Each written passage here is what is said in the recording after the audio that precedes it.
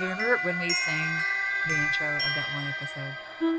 Yeah, that's like one of my favorite things that's ever happened. I love it a lot.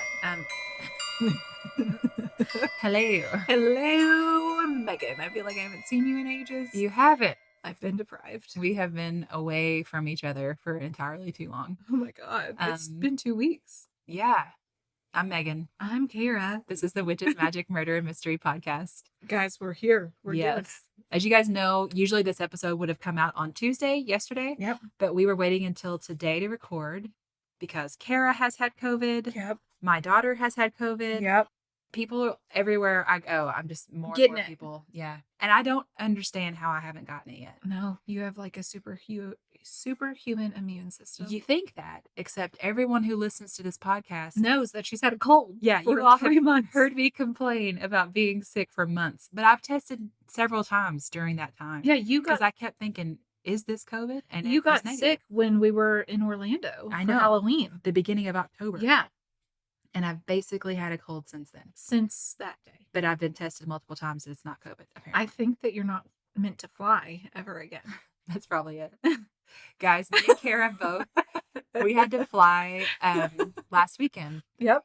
over the New Year holiday. So I went to a wedding and Kara went to Florida. Go Cats. For the ball game. And we saw each other at the airport just before we left. And I don't know if you all remember this, but when Kara and I flew to Orlando, we learned how we're both really nervous flyers. Yep. And Kara really obsessively Studies. that thing that's in the back seat pocket of the Yep. seat in front of you that the safety explains information, how pamphlet. the oxygen masks work. And, Yeah. So when I got on my plane, I took that out and I looked at it and I sent her a picture. Yep. And then she did the same thing. And I was on an exit row. Yeah. I mean, listen, if you ever are on a flight and Kara is the person in your exit row who's in charge You're of making golden. sure you don't even know how lucky you are. Like, she knows what to do. You Tyler guys. was just staring at me as I was texting you about it, and he was like, "Oh no." Yeah. Oh, yeah.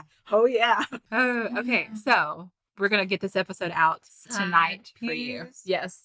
But I did have a couple things I was going to bring up that Yeah. just happened. Robert Durst passed away Oh my gosh. Monday, January 10th. Yes, I saw that. He was 78 years old.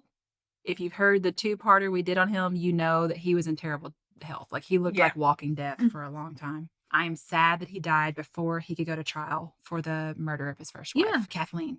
I was really hopeful that that trial would lead to them, if not Getting knowing where her peace, body was, yeah. like, I don't know if it is recoverable, Right. but at least knowing what happened Right. for sure. Yeah. And I just hate it. Right. Unless maybe his lawyers know something, Yeah, who knows? and maybe he left a diary of some sort or a journal, or his sister knows, or Yeah. Ugh, that's just so sad. it is.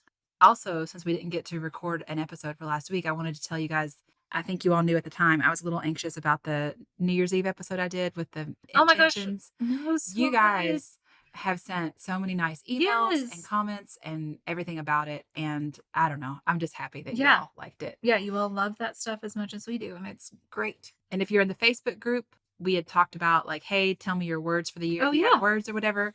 And then I made little like phone wallpapers because I think it's helpful when you have a word for the year just to put a reminder on my phone, because then I see it and I'm Mhm. reminded of it every time. And so I made those and put them in the group. So if you're not in the Facebook group, you should go join it because there's fun things going on. We in there. do all the things. That's all. That's all it. the Yeah. main update type things. I couldn't believe Robert Durst died. I don't know why. I was kind of convinced he had already died years ago and was just Oh my gosh, somehow yeah. still animated Yeah. because he looked terrible. Oof, yeah. That's what happens when you're a terrible person. You Yeah. look Terrible. Terrible. Okay, so this story idea that I'm going to do for you today was emailed to us at witchesmagicmurdermystery@gmail.com by Traci.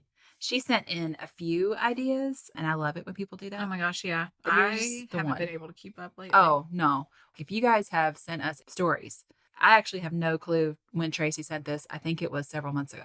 Yeah. We don't cover them in order. Right.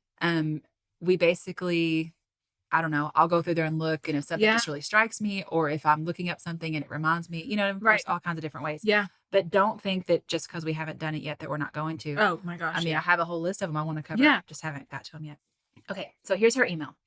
Hi, I'm Traci, a newer listener who has binged every episode, and I love your podcast. Oh, Traci, you're the best. we just love you too. Just wanted to share some of the more infamous stories from my part of Ohio with you. And like I said, she gave several, but we're only doing one today. Okay. There was a police chase in Portage County, Ohio in 1966, and they believed they were actually chasing a UFO. Stop it. That was dismissed by the government. Of course. Yeah. You're kidding. The government The government denied decided alien? that it What? wasn't an alien? But people also believe that the No words.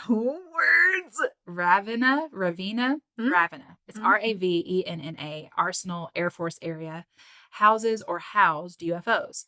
Huh. It has huge high fences and was reportedly built there because of its high cloud cover and poor service. So it would be difficult to hit with an airstrike or spy on. Feel free to use or throw away any of this. Love the content, Traci. Traci, I love your content. Did you see that thing that somebody put in the Facebook group where they were like, there should be a hotline where if you don't know how to Oh my pronounce gosh, something, you can call it and it'll yes. tell you? Yes. And somebody commented, how many times have we heard them say, oh, dang, I meant to look that up? Yes, I love it. And then somebody was like, no, I hope they leave it this Yeah. way because that's what I love about them. And even the girl that posted it was just making the Yeah, joke she- about it. But it yes. was hilarious. I love it so much that you all are able to find joy in our I don't even know what you call it. Skewed. Just inability to read. Yeah. So let's talk about it. So Portage County is in northeast Ohio. Okay. It's about 30 miles south of Cleveland. According to the 2020 census, Portage County had a population of about 160,000 people. So this is only going to be helpful if you know Lexington. But Lexington's population in 2019 was like 320,000. Mm-hmm. So we're looking at a place about half the size of Lexington. Okay. That helps me have like some context. Right. So it's not huge, but it's way bigger than the town of 3,800 people that I grew up in. We already talked about an alien encounter that happened very close to where Yeah. I grew up. Aliens like those small towns. I know it. If you haven't heard it, it's episode 32 about the 1976 Stanford alien encounter. Alien. Okay, Portage County, 1966. This also reminds me, at the end of this, try to help me remember.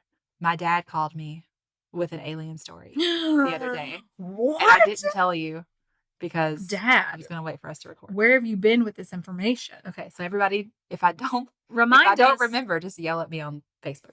Okay, at about 5 a.m. on April 17th, 1966, 2 Portage County Sheriff's deputies spotted an abandoned car near Ravenna, Ohio. Mhm. When they stopped to investigate, a large metal aircraft came up from behind some trees and hovered about 150 feet in the air. I imagine them like kind of peering into the car and all of a sudden like this big thing. Yeah. And they're like, whoa. Okay. So it hovered about 150 feet in the air. It was 40 feet wide, shaped Whoa. like a saucer, Whoa. and bathed the street below in bright white light. The deputies, Dale Spar and Wilbur Neff, Wilbur. I knew you'd do that. No. And they chased the unidentified flying object for 86 miles. They just drove around this town? Oh no, they drove. They got jurisdiction? no, rights? because they even left the state. Oh. Okay. At one point during the chase, a dispatcher told the deputies to shoot the flying object, but a sergeant revoked that order, saying that the object might be a government weather balloon. Y'all know how I feel about the weather balloon thing. Them weather balloons. There are so many aliens flying weather balloons. No. Ned, what was it? Ned, Ted, the alien. Ned the alien. And that's what they said initially about Roswell, too. was Yep. It was alien. Was it a Mhm. balloon? Balloon. Okay, so the chase took them from Ohio into Pennsylvania, Oh my gosh. where another officer joined in. Like, he saw them go by, and he's He's like, like, "Oh." I'm getting in on this. And then sometimes they reached 100 miles per hour in their Stop pursuit. it. But they were able to keep up with it. Yep. I bet you anything that it was just like, watch this. Mm-hmm. This is fun. Watch what these little county guys will do. As soon as Spar and Neff got close to it, the object would speed up. It was like it would wait on them, and then it would go Mhm. again. So they gave up in Beaver County, Pennsylvania. God, the maturity level, the class that we exude. So they gave up just as the sun was coming up, Just as they crept into Beavers County. Man. because they ran out of gas. But, in Beaver County. They ran out of steam in The UFO hovered in the sky for a moment. in the Beaver County. Mm-hmm. Okay. Mm-hmm. And then sped off, disappearing into the night. Is it, well, if they don't want to play I anymore? guess I'm done here. By 6:15 a.m. Seems a little bare here. By 6:15 a.m., Spar had alerted dispatch about 3 fighter jets in pursuit of the aircraft, which is weird too. Yeah. 3 fighter jets. 3. The officers even picked up chatter from the pilots on their police radios. Oh. Mm-hmm. So like I said, this chase went on for 86 miles. So there were hundreds of people who reported seeing the flying saucer and hearing its faint, steady hum, including law enforcement officers in 4 different counties. Oh. I should say I saw hundreds. I also saw dozens. Yeah. So, make of that what you will. But the point is, there were a bunch of other people who saw it. Yeah. It was like hundreds, and then somebody else said dozens. I was like, well, I mean, that's different. But also more people. More people than just these 2. Dale was the one driving the car. And according to him, he said somebody had control over it, over the UFO. Okay. It wasn't just floating around. It could maneuver. He also said we were closer than I ever want to be again. Oh, no. I know. Like I said, this started with 2 deputies, and then a 3rd officer joined the chase near the Pennsylvania state line. And then by the time the deputies pulled their car into a gas station, a 4th officer joined them. So all 4 of them were there, and they all watched the UFO vanish. Dale is the one who will talk about it now. Okay. The other the 3 others are quiet. Won't. Oh. And that might not mean anything. Right. It's just that while Dale's story has remained consistent throughout the years, we don't really have the other men's stories to compare it to. Oh, okay. To help They never even said connect the anything. dots. Okay. Gerald Buchert. Buchert, Buchert, who knows? Buchert. Buchert said he's the chief of police for the village of Mantua. Good Lord. He said, I'd rather not talk about it. It's something that should be forgotten, left alone. I saw something, but I don't know what it was. Now, he could be saying it should be left alone because it's creepy and traumatizing. He never wants to think about it again. Or the government told me I'm not allowed to say anything. Could be that the government scared him. Or it could be that, he is just like, I don't know what it was, and it just needs to be left alone. Yeah. And Dale seems to really believe in it, and I don't want to mess with him, and let's just drop it. Let's just not talk about it. I can't even decide what to make of that. He's like, I don't believe in no aliens. Pretty much. Gerald, by the way, he was one of the officers who joined the chase later, and before he joined in, he had raced home to grab his camera because he heard what they were talking about on the radio, and he's like, I'm going to get my camera. And he took 3 pictures of the UFO. What? And he described it as 2 table saucers put together. So one flipped over on the other one. Okay. That's what I imagined. So a 2018 Medium article by Ben Walford is titled, Seeing a UFO Ruined Dale Spar's Life. Oh. And that article has so much great information in it. It was not the only source I used for this episode, but it's my favorite. I like it. So that's where a lot of this comes from. So back in 1966, the Air Force ran a program called Project Blue Book. This was the highest level government effort to identify UFOs. Project Blue Book spent $20 million between 1952 and 1969 investigating UFO sightings around the United States. And this includes the Portage County incident that we're talking about right now. Also, if you're a Patreon subscriber, my episode this month is all about Project Blue Book and the Wright-Patterson Air Force Base in Ohio, where it was located. Yeah. And that's going to be up by this weekend, so be ready. The man in charge of Project Blue Book, his name was Hector Quintanilla. He called UFO fanatics, quote, people who have ceased to live in our real world. So clearly he is very open-minded and supportive of alien theories. But seriously, I mean, I gave this a lot of thought, and I was like, maybe it's good that he was a skeptic, because whenever you're researching something, and this is just a life tip, when you are researching something, try to prove yourself wrong. Right. Rather than proving yourself right. Yes. It's really easy to gravitate toward information that you agree with. Yes. Very much so. And that confirms your already existing beliefs, because then you get to be right. Right. And we all like being right. Yes. But which we are 100% of the time. I've never been wrong in my life. Same. But you can't just ignore the stuff that says you're wrong. And also, let's have a little soapbox. Social media algorithms are literally designed to put you in an echo chamber where you always get to be right, because that means you spend more time scrolling on the site and seeing the ads, Yep. and they get more money. And Yep. so if you happen to believe, say, hypothetically, that the government is injecting you with microchips, Facebook's going to show you every single post that agrees with that. Yep. I'll be happy to discuss social media algorithms if anyone wants to have that talk with me. You'll be bored and you'll probably get mad about it, but it's important. Don't get your news from Facebook. That's all. Oh my gosh. Yeah. Okay. Hector seems, we're going to call him Hector because that last name. No, we don't. But he's the one in charge of Project Blue Book. Yeah. He seems like he wasn't all that open-minded about the UFO stuff. Also, maybe that's why he got the job. And maybe he was like that because it was all an act to keep people from freaking out, right? Right. Yeah. Maybe he had a secret room at home filled with UFO evidence and he went home every night, put on his tinfoil hat. Maybe he was an alien. Oh my God. Yes. That's it. That's it. We figured it out. So he goes home to his little UFO shrine Mm-hmm. every night after he spends his whole day talking about how dumb UFOs are. Yep, exactly. When his office received reports of UFOs, Hector would come up with explanations. Come up with is probably not the most objective sound. I should just say he investigated and made conclusions. Right. Sure. Like for one sighting by a trucker in Michigan in March of 1966, the official conclusion was swamp gas. I get that sometimes. Hey, it's rough. It's really bad. It's rough. Had a bad case What? of swamp gas last night. What? The thing is, being kind of a jerk about things the way that Hector was, if someone is faking it, Right. and it's like a hoax, Yeah. and then you encounter this guy who is Uh-huh. like, I have no time for your nonsense. Yeah, this is It seems like it would weed out, right. Yeah, that's you'd be true. intimidated. Yeah. So anyway, a month Oh, after the Hector. swamp gas thing, when the Jeez. Portage County sighting happened, Was Hector- that in Beaver County? no swamp gas in Beaver County. Hector's okay. So Hector called Dale and said, "Tell me about this mirage you saw." Oh, Hector. Can you imagine if you're Dale, who fully believes what he lives saw, off of this and it's faith in just like, UFOs. listen, I got this story for you. Y'all ever Google something for something else pops up for y'all? Okay, so Hector seems like kind of an ass, but Yeah. maybe he had good reason because from 1965 to 1967, Hector's office was getting 3 UFO sightings a day.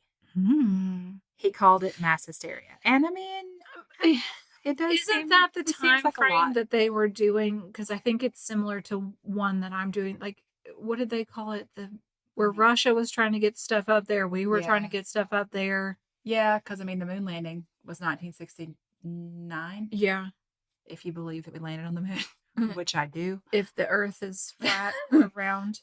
And I'm going to get into this in the Patreon episode too, but there's a lot about what was going on in Russia at the time that I Yes. think factors into all this. I mean, as long as it's a Yeti alien that's Yeti alien fairy, guys. covered in Done.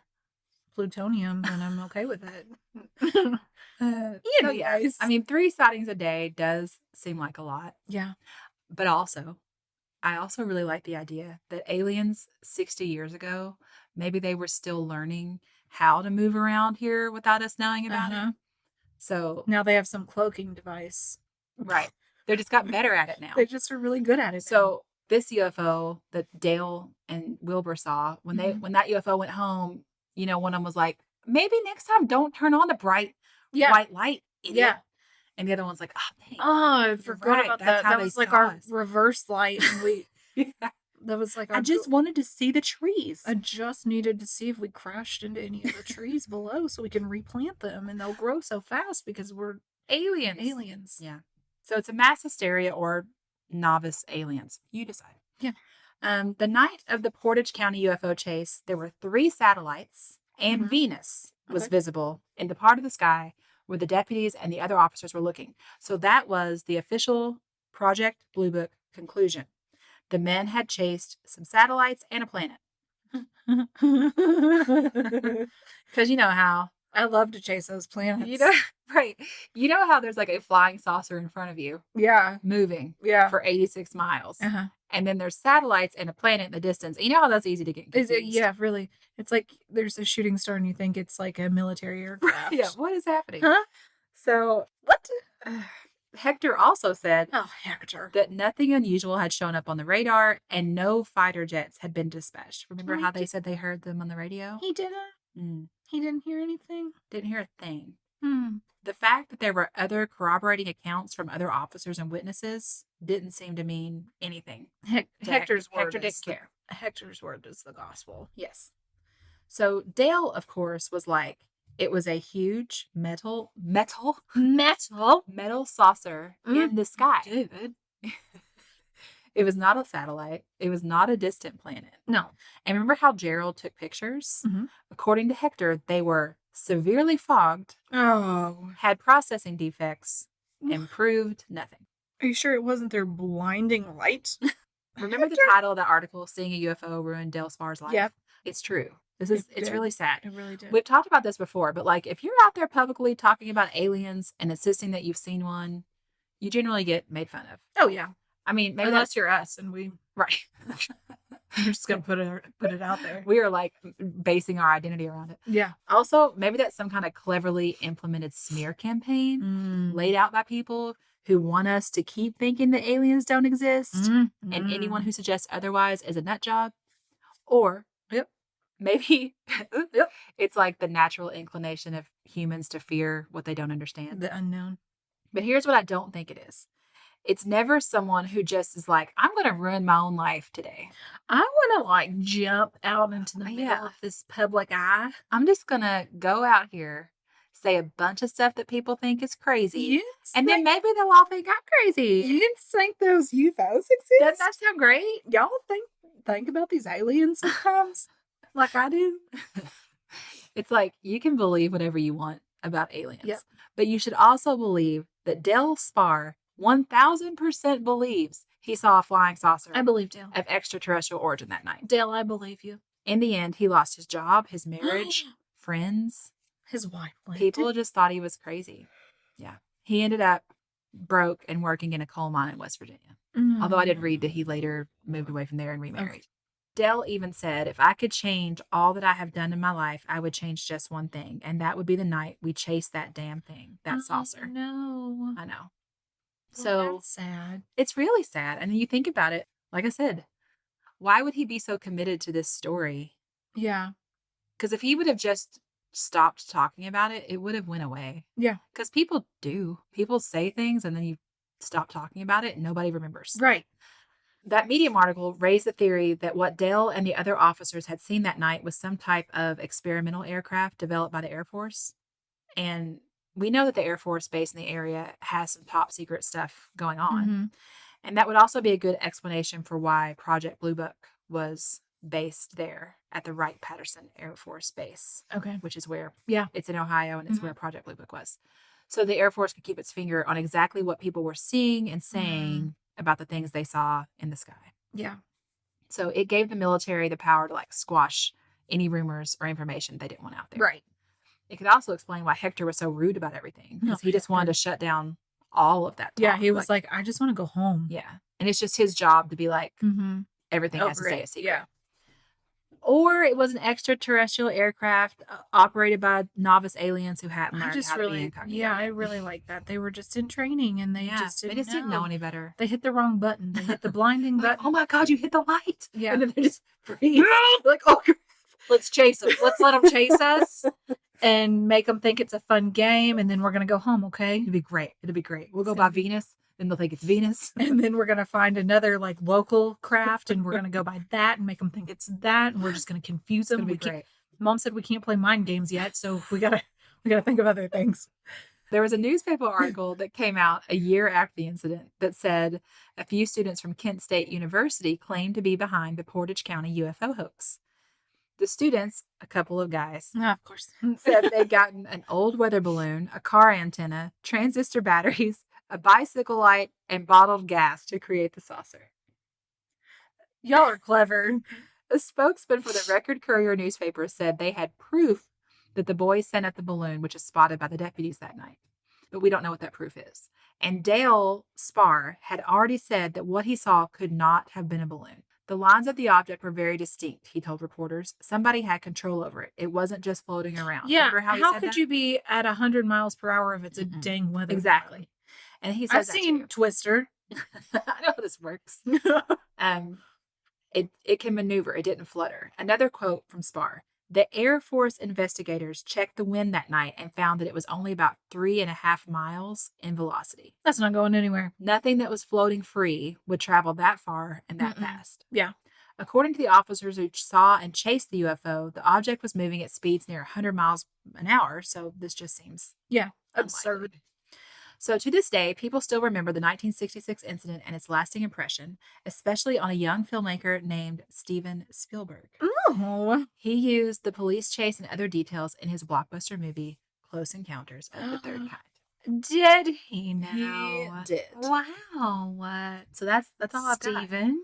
Yeah. So if you're in the Patreon and you are interested in all this, like I said, there's an episode coming within the next few days, just as quickly as I can get it edited, about more alien talk. And if you're not in the Patreon, you should join it to hear it. Yes, totally. It's interesting.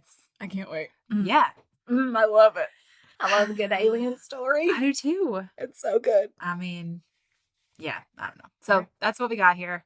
As always, if you have an alien story, that reminds me of my dad. Okay. Oh, your dad. Yes, I would have forgotten. So as I was going to say, if you have an alien story, we want it. Oh, we also want all every story, every weird I think story. we only talked about this in the Patreon, but we want your stories. I got arrested in a weird way because, or I know of someone that got arrested in a weird way, and this is how it happened. You don't have to give us names. Mm-mm. Don't implicate yourself on anything. Yeah. But oh dear God, please don't confess any crimes. to yeah, us. but we want your weird stories so we can make it into an episode. Because you also, if you're a Patreon member, got to hear about mine and Kara's criminal histories. We are Megan wild. and I are wild. So- We're on the lam. My dad called and he was like, Megan, I've got a story for you. Oh and my I was God, like, Dad. okay. And I never know where that's going to go. Great dad. You know?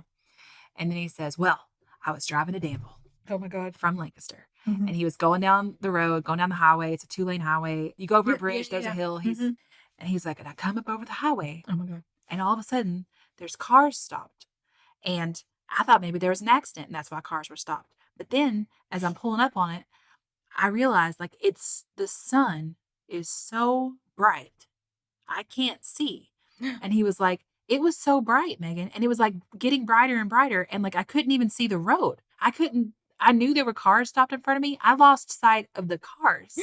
Oh. And he was like, so I just pulled over because I couldn't figure out where I was. I couldn't see the road. I couldn't see the cars in front of me. It was so bright. It was hard to look at. And finally I looked down and I could see the like stripes on the road. So I figured out where I was. And then we sat there for a few more minutes and then it went away. And I was like, okay. Okay, Dad. And he was like, so I don't know if it was aliens. And I was like, God, I love this man. But I mean, it could have been. If I had been there, Yeah. Oh, I would have thought for sure. 100% would have been like, this is They've weird. taken over my mind. I cannot see. I am now their eyes. They are my eyes now. I talked to him about it the next day, and he said it again. He's like, I just don't know why the sun would be that bright. And I'm like, I mean, it's not wrong, really. Like, Yeah. let's see, how old is my dad? He's 72. So he's 72, and that's never happened. So, I mean, It is weird. it is weird. He's lived in the same area his whole life. He didn't know the sun was going to do that. Nope, UFOs. would have creeped me out. Yep. Also, UFOs. be like my dad, you guys. If you have a weird story Pull- like that, you let just us know. Pull over and tell us Pull right over there. and tell us. Yeah. You got to know immediately. Like, immediately Yeah, message I us. need to know before Like- you even tell your mom. FaceTime with us. Send us a video. Tag us on Instagram. Yep. Okay. If you want to get in touch with us, all the ways to reach us are in the show notes. Literally everywhere. Yes. Yep. We love you. So much. Goodbye. Goodbye.